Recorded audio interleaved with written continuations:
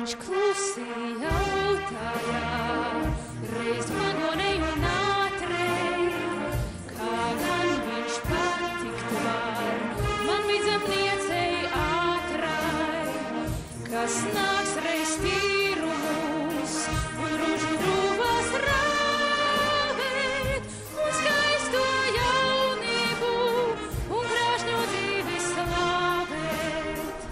Ai, māte Latgalē, tu mīļa man un dārgā, es raugos magonēs, kā tava vaiga zvīļā, vai rītos vakaros, vai arī naktīs vēlu, par tevi domāju un tavu skaisto dēlu.